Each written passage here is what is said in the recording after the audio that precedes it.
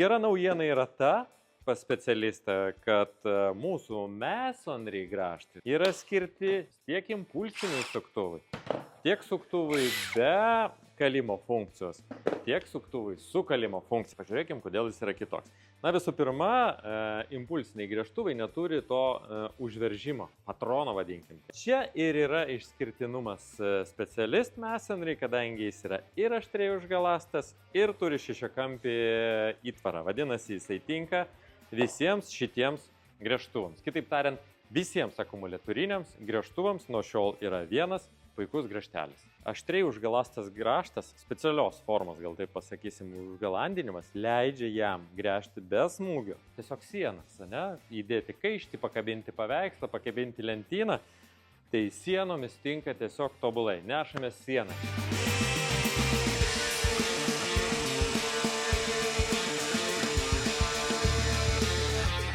Rezultatas išties labai geras. Jeigu jūs neturite su smūgiu gręžtuvėlio, tiks ir jūsų turimas paprastasis ir net impaktinis gręžtuvas. Šitas grąžtas leidžia gręžti ir kiaurai medieną pakankamai efektyviai, kadangi yra aštriai užgalastas.